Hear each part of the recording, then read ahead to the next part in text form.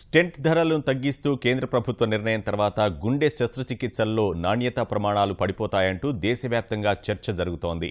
Stent ధరలు తగ్గిస్తే ఉత్పత్తిపై భారం పడుతుందని ఔషధ రంగ కంపెనీలు అంటున్నాయి.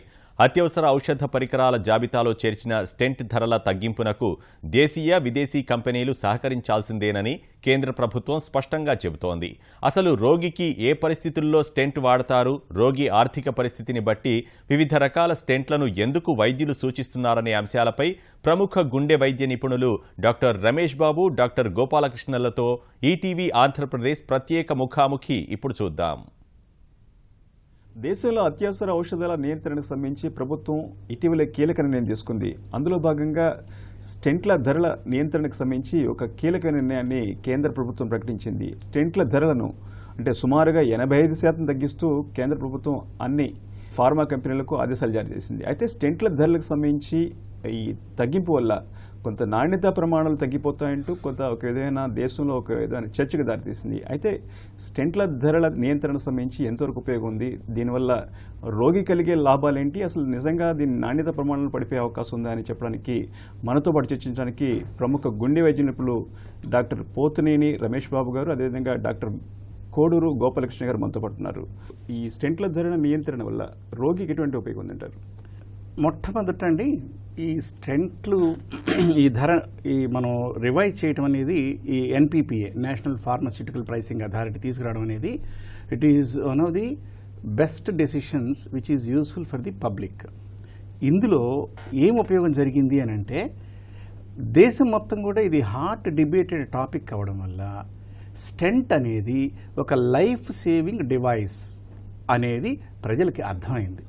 ఎందుకంటే మా ప్రాక్టీస్లో ఈ స్టెంట్స్ అనేది మనం సజెషన్ చేసినప్పుడు అంత శాస్త్రీయ సమాచారం ప్రకారం ఇదిగో మీకు స్టెంట్ వేయాలి అన్నప్పుడు మందులు చాలవా అని అడగడము, లేకపోతే ఆపరేషన్ చేసేస్తే పోద్ది కదా అని అనడము, ఇలా ప్రజలకు రకరకాలైనటువంటి అభిప్రాయాలు ఉన్నాయి. కానీ ఈ రోజున that is stent for life అనేది యూరోప్ మొత్తం 10 సంవత్సరాల ఉంటే మన దేశంలో స్టెంట్ అంటే ఒక స్టంటు అనేటటువంటి ఒక వాడుక పదం అలా ఉంది. సో ఇప్పుడు లైఫ్ సేవింగ్ డివైస్ అనేది ప్రజల్లోకి వెళ్ళింది కాబట్టి దీన్ని ప్రజల్లో ఉన్నటువంటి అపోహలు పోగొట్టడానికి ఒకటి నెంబర్ 1. నెంబర్ 2, ఈ ప్రైస్ వల్ల ఉపయోగం ఎంత జరిగింది అంటే, మనకి మీడియాలో వచ్చినంత 85% మొత్తం ప్రొసీజర్లోకి తగ్గుతుంది అనేది కాదండి. ఇది ఈ స్టెంట్స్ ధర తగ్గించటం వల్ల బాగా అప్పర్ రిచ్ పేషెంట్స్ ఇన్సూరెన్స్ పథకం ద్వారా కానీ, కొంతమంది అవుట్ ఆఫ్ పాకెట్ ఎవరైనా స్పెండ్ చేసేవాళ్ళు కానీ, మేబీ అబౌట్ ఒక 10% ఆఫ్ ది పీపుల్కి కొంత బెనిఫిట్ జరుగుతుంది. సో ఈ ప్రొసీజరు చాలామంది అర్థం చేసుకుంది ఏంటంటే, స్టెంట్ కాస్ట్ తగ్గించిన ప్రొసీజరల్ కాస్ట్లో స్టెంట్ కాస్ట్ మనకు ఉండేది కేవలం 25 to 30%, ఇది 1/3 ఉంటుంది. సో ఇందులో కొంత తగ్గించడం వల్ల కొంతమందికి డెఫినెట్గా ఉపయోగం. మనం ఆల్రెడీ 3-4 సంవత్సరాల నుంచి CGHS గవర్నమెంట్ స్కీమ్స్లో 80% పీపుల్కి మనం తగ్గించే 25,000-30,000 రూపీస్ లోపు స్టెంట్సే వాడుతున్నాం. డాక్టర్ గోపాలకృష్ణ గారు మీరు చెప్పండి సార్, ఇప్పుడు కేంద్ర ప్రభుత్వం చెప్తున్న ప్రకారం 4,400 కోట్ల వరకు ప్రజల మీద భారం తగ్గే అవకాశం ఉంది. తెలుగు రాష్ట్రాల పరంగా చూస్తే ఒక 200 కోట్లు కూడా భారం తగ్గే అవకాశం ఉంది స్టెంట్ల ధరల నియంత్రణ వల్ల అని చెప్తున్నారు. నిజంగా అంత భారం తగ్గే అవకాశం రోగులపైన ఉందా? దీనివల్ల లబ్ధి చేకూరే అవకాశం ఉందంటారా? మనం గుర్తించాల్సింది ఏంటంటే, మన దేశంలో పర్టికులర్లీ మన రాష్ట్రంలో 80% మంది ఈ ఎన్టీఆర్ ఆరోగ్య సేవ పథకం కింద ఉంటున్నారు. అంచేత మేము చేసే స్టెంట్ ప్రొసీజర్స్లో ఎక్కువ శాతం ఎన్టీఆర్ సేవ కింద ఉన్న ప్రజలకే చేస్తున్నాము. ఆ సేవ కింద రానివి, మిగతా సెంట్రల్ గవర్నమెంట్ హెల్త్ స్కీమ్ కింద రాని వాటికి సెంట్రల్ గవర్నమెంట్ హెల్త్ స్కీమ్ మీద ఇదివరకే స్టెంట్ ప్రైస్ 25,000 దాటకూడదని ఉంది కాబట్టి వారు ఈ కొత్త ఎన్పిపిఏ డైరెక్టివ్ కింద రారు. జేబులోంచి డబ్బులు పెట్టుకునే వాళ్ళు కానీ, ఇన్సూరెన్స్ పెట్టుకునే వాళ్ళకి కానీ దీని మీద ఫైనాన్షియల్గా, ఆర్థికంగా లాభం కలుగుతుంది. ఏదో ఒక స్టెంట్ 85% ఎక్కువ ఉందని చెప్పి అన్ని స్టెంట్లని అంత ఎక్కువగా అమ్ముతున్నారనేది అపోహ మాత్రమే. మొత్తం మీద ఈ స్టెంట్ల మీద యావరేజ్గా ఒక 25-30% మాత్రమే యావరేజ్గా తీసుకుంటే తగ్గింపు జరిగింది. నా ఒక విజ్ఞప్తి ఏంటంటే, ఇన్సూరెన్స్ కంపెనీస్ అన్నీ ఈ రాయితీని గుర్తించి ప్రజలందరికీ ఇన్సూరెన్స్ ప్రీమియంలు కూడా ప్రపోర్షనేట్గా తగ్గించవలసి ఉంది. రమేష్ బాబు మీరు చెప్పండి సార్, ఇప్పుడు ఇంటర్వెన్షన్ కౌన్సిల్ లెక్కల ప్రకారం 2015లో 4.6 lakhs సుమారుగా స్టెంట్స్ దేశవ్యాప్తంగా ఇచ్చేస్తారని డాక్టర్ గోపాలకృష్ణ గారు చెప్పారు. అయితే ఈ స్టెంట్స్ వినియోగం ప్రతి సంవత్సరం విపరీతంగా పెరుగుతుంది. నిజంగా అవసరమైన రోగులకు మాత్రమే స్టెంట్ యూజ్ చేసే అవకాశాలని వైద్యులు కరెక్ట్గా చూస్తున్నారంటారా? ముఖ్యంగానంటే ఈ ప్రజల్లో మనకి భారతదేశంలో ఈ స్టెంట్స్ పట్ల కానీ ఈ మెయిన్గా ఈ కార్డియాలజీ పట్ల కానీ చాలామందికి ఆ ట్రీట్మెంట్లో ఇది ఆపరేషన్, బైపాస్ ఆపరేషన్ అవసరమా లేకపోతే స్టెంట్స్ అవసరమా లేదా అనే దాంట్లో గత 15-20 సంవత్సరాల నుంచి కూడా చాలా డిబేట్ జరుగుతుందండి. ఇది దేనివల్ల అంటే ఒక రకంగా చెప్పాలంటే ఇదివరలో 20 సంవత్సరాల క్రితం ఒక సీనియర్ కార్డియాలజిస్టు స్టెంట్ అవసరం అంటే మళ్ళీ ఇంకొక కార్డియాలజిస్ట్ అవసరం లేదంటాం, లేదా ఇట్లా రకరకాలైనటువంటి అభిప్రాయాలు వ్యక్తపరిచేవారు. కానీ ఈ రోజున గత 3-4 సంవత్సరాల్లో మాకు అర్థమైంది ఏంటంటే సీనియర్ కార్డియాలజిస్టులుగా కూడా మేము కొన్ని తప్పిదాలు చేశాం. అందులో ఏమిటంటే ఒకటి, మనకి ఇన్వేజివ్ యాంజియోగ్రామ్లో మనకి 60%, 70% కనిపించినప్పుడు మనం చూసేది 3-4 కోణాల్లోనే చూస్తాం. అలా కాకుండా 360 degreesలో చూస్తే మనకి కొన్ని ఏరియాస్లో 90% కనిపించవచ్చు. అట్లానే 70% కనిపించింది, 80% కనిపించిన దాంట్లో కూడా మనం ఈ రోజున ఫ్రాక్షనల్ ఫ్లో రిజర్వ్ అనేటటువంటిది ఒక పరికరం వచ్చింది. దాని ద్వారా ఈ రోజున సీనియర్ కార్డియాలజిస్ట్ కావచ్చు, జూనియర్ కార్డియాలజిస్ట్ కావచ్చు, ఒక బ్లాక్ మనకి 70% అని అనిపించినప్పుడు ఈ FFR మనం వైర్ ద్వారా ఆ డాప్లర్ సెన్సార్ ద్వారా మనకి ఆ 0.75 కంటే తక్కువ ఉంటేనే స్టెంట్ వేయాలి, లేకపోతే అవసరం లేదు. ఇది మనం ఐబాలింగ్ వల్ల ఒక 30% మనం పొరపాటు పడటానికి అవకాశం ఉన్నది. అట్లానే మీకు ఈ స్టెంట్లు అవసరం లేదా అనేది కూడా కార్డియక్ MRI అని ఒకటి వచ్చింది. మీకు ఒక రక్తనాళం బ్లాక్ అయ్యి కొంచెం డ్యామేజ్ అయినప్పుడు మళ్ళీ దానికి స్టెంట్ వేస్తే ఉపయోగమా లేదా అనేది కార్డియక్ MRI ద్వారా మనం కనుక్కోవచ్చు. MRIలో muscle thickness more than 40-50% damage అయితే మనకు పేషెంట్కి స్టెంట్ అవసరం లేదు. అది 80%, 90% బ్లాక్ ఉన్నా కూడా వేయకూడదు. మైక్రోవాస్కులర్ అబ్స్ట్రక్షన్ అని ఇట్లా రకరకాల పారామీటర్స్ ఉన్నాయి. సో అందువల్ల ఈ రోజున ప్రజలందరికీ మేము చెప్పేది ఏంటంటే, నాకు సీనియర్ కొలీగ్ మా అందరి గోపాలకృష్ణ గారు మేమందరం కూడా అనుకునేది ఏమిటంటే, now there is enough scientific basis. ప్రజలు ఎవరు కూడా భయపడాల్సినటువంటి అవసరం లేదు. మాకు అనవసరంగా స్టెంట్ వేస్తారా, అనవసరంగా బైపాస్ చేస్తారా, ఇలాంటి సందేహాలకి తావు లేదు ఈ రోజున. రెండవది, ఒకళ్ళో ఇద్దరు మేము ఏదో కార్డియాలజిస్ట్ చూసేసి వెంటనే ఇది నీకు అవసరం లేదని చెప్పడానికి ఈ రోజున వీలు లేదండి. ఎంత సీనియర్ కార్డియాలజిస్ట్ అయినా ఈరోజు హాస్పిటల్స్లో you need to have a heart team approach. ఉదాహరణకి ఒక పేషెంట్కి 3 రక్తనాళాల్లో బ్లాక్స్ 70%, 80% ఉంటే ఆ పేషెంట్కి అసలు బైపాస్ ఆపరేషను లేకుండా, స్టెంట్స్ అవసరం లేకుండా కేవలం మందులు కూడా సరిపోవచ్చు. చాలామంది గోల్డెన్ అవర్ కాన్సెప్ట్ అంటే హార్ట్ పెయిన్ వచ్చినప్పుడు అమ్మో అక్కడికి వెళ్తే ఆపరేషన్ చేస్తారేమో, స్టెంట్లు వేస్తారేమో, ఎంత ఖర్చు అవుతుందో, ఇలాంటి వాటికి తావు లేదు. ఎందుకంటే ఈ రోజున స్కీమ్స్ ఉన్నాయి, ఇన్సూరెన్స్ ఇవన్నీ ముందు ప్రొటెక్ట్ చేసుకోండి.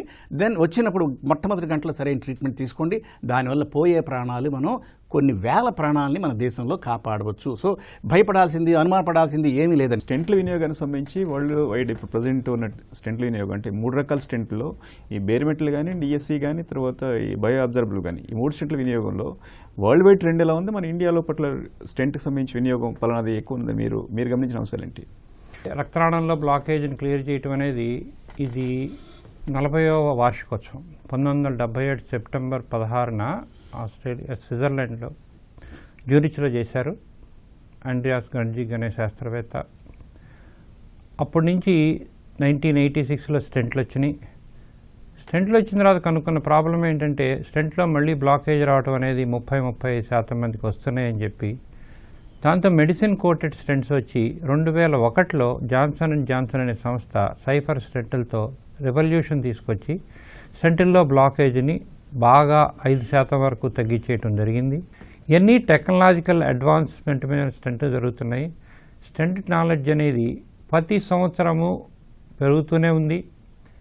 ఇప్పుడు చూపించిన ఎవిడెన్స్ వచ్చే సంవత్సరం మారిపోతూ ఉంటుంది. ఈ తర్వాత వచ్చిన రెవల్యూషన్ ఏంటంటే, డిసెంబర్ 2012 ఇండియాలో ఈ బయో అబ్జార్బుల్ స్టెంట్స్ అనేవి అబాట్ వాస్కులర్ కంపెనీ అబ్జార్బ్ అని తీసుకొచ్చింది. ఈ స్టెంట్స్ అంటే అవి పాలిమర్తో ఉంటాయి, మెటల్తో ఉండవు. అంచేత కొంతకాలం అయిన తర్వాత శరీరంలో కరిగిపోయి స్టెంట్ అనేది పర్మనెంట్గా ఉండకుండా చేస్తుంది. అది పేషెంట్కి లాంగ్ టర్మ్లో అంటే 5-10 సంవత్సరాల్లో ఉపయోగపడుతుంది. ఈ లాంగ్ టర్మ్ స్టడీస్ అంటే 3 ఇయర్ స్టడీస్లో మెటాలిక్ స్టెంట్కి అలాగే ఈ బయోఅబ్జార్బుల్ స్టెంట్కి పెద్ద తేడా లేదు అని శాస్త్రీయంగా పరిశోధన తేల్చింది. ప్రజల్లో కొంత అవేర్నెస్ వచ్చింది. నాకు ఈ స్టెంటే కావాలని చెప్పి కొంతమంది డాక్టర్లను అడిగే పరిస్థితి కూడా కొంతమంది పేషెంట్ వస్తుంది. ఈ పరిస్థితుల్లో దాన్ని కొంత కమర్షియల్గా కొన్ని ఆసుపత్రులు చూస్తూనే దీనివల్ల స్టెంట్ రేట్లు పెరగడానికి కూడా ఇదే కారణమైంది. తర్వాత ఏంటంటే ఈ స్టెంట్ వాడితే మీకు ఎక్కువ లాంగ్విటీ ఉంటుందని చెప్పి కొంతమంది డాక్టర్లు కూడా వాళ్ళని క్యాష్ చేసుకునే ప్రయత్నాలు జరిగినాయి. దీనికి కేంద్ర ప్రభుత్వ నియంత్రణకి ఒక నిర్ణయం తీసుకోవడానికి ఇది కూడా కారణం అని చెప్పి అనిపిస్తున్నాయి. నిజంగా వైద్యులు అలాంటి సూచనలు చేసే అవకాశం ఉంటే ఆసుపత్రులు కూడా అలాంటివి చేస్తున్నాయి మనం అనుకోవచ్చు. ఈ స్కీమ్స్ తర్వాత ఈ అప్లోడింగ్ ఈ సిడీస్ తర్వాత ఇంకో సెకండ్ థర్డ్ పర్సన్ దీన్ని చూస్తున్నారని తెలిసిన తర్వాత డెఫినెట్గా కొంత ఈ స్టెంట్స్ వినియోగంలో క్లారిటీ వచ్చిందండి. అయితే ఈ ప్రజల్లో కానీ ఇప్పుడు మనకి జామా ఆర్టికల్స్ కానీ లేకపోతే కొన్ని ఫ్యూ ఇయర్స్ బ్యాక్ పబ్లిష్ అయిన వాటిల్లో భారతదేశంలో 1 in 4 అని అంటే ఒక స్టెంట్ అనవసరంగా 25% పీపుల్లో అనవసరమైన స్టెంట్స్ వినియోగిస్తున్నారు. అలాగే throughout the globe even American యుఎస్లో కూడా అనవసరంగా స్టెంట్స్ వినియోగిస్తున్నారు అనేది వాళ్ళు పబ్లిష్ చేశారు డేటా. అయితే ఇప్పుడు ఈ స్కీమ్స్ ఈ ఎఫ్ఎఫ్ఆర్ ఇవన్నీ వచ్చిన తర్వాత సైంటిఫిక్ బేసిస్ ద్వారా చేస్తే ఖచ్చితంగా మనం అనవసరమైన స్టెంట్ వేయడానికి అవకాశమే లేదు. బేర్ మెటల్ స్టెంట్స్తో పోలిస్తే డ్రగ్ ఎలూటింగ్ స్టెంట్స్లో 50% పైనే రీస్టినోసిస్ రేటు తగ్గుతుంది. కాబట్టి మెజారిటీ ఆఫ్ ది పీపుల్కి ఓవరాల్గా ఇది ఉపయోగపడుతుందని తెలుస్తూ ఉంది. 3rd జనరేషన్ 4th జనరేషన్కి తేడా ఎక్కడొచ్చిందంటే స్టెంట్స్ ఇదివరకు మేము ఫస్ట్లో పామా స్టెంట్ అని ఉపయోగించేవాళ్ళం 96 ఆ టైంలో. ఇంత ట్యూబ్ లాగా ఉండి చాలా గట్టిగా ఉండేదండి. అసలు కొంచెం బెండ్ ఉన్నా కూడా అది వెళ్ళడానికి అవకాశం ఉండేది కాదు. అయితే ఈ 3rd జనరేషన్ 4th జనరేషన్ వీళ్ళు ఏం చేశారంటే లెంగ్త్ ఆఫ్ ది స్టెంట్స్ ఎక్కువైనా కూడా అది ఇలా తిరిగి వెళ్ళాలంటే దాన్ని మాడిఫై చేయాలి.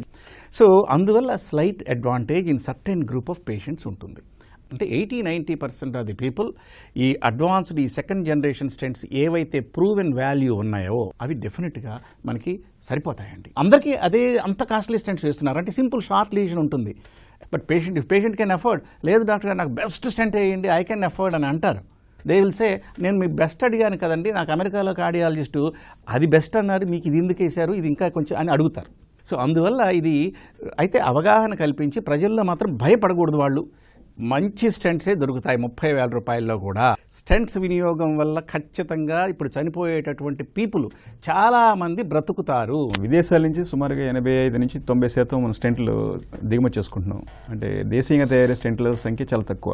ఇప్పుడు ధరల నియంత్రణ కేంద్ర ప్రభుత్వం పెట్టడం వల్ల విదేశాల నుంచి మనకి దిగుమతులు తగ్గిపోయే అవకాశం ఏమైనా ఉందా? దీనివల్ల నాణ్యత ప్రమాణాలు ఏమైనా తగ్గే అవకాశం ఉందా? అంటే ఇద్దరు డాక్టర్లకు సంబంధించి మీరు ముందుకు చెప్పండి డాక్టర్ గారు. దీంతో నాణ్యతా ప్రమాణాలు ఏమాత్రం తగ్గవండి.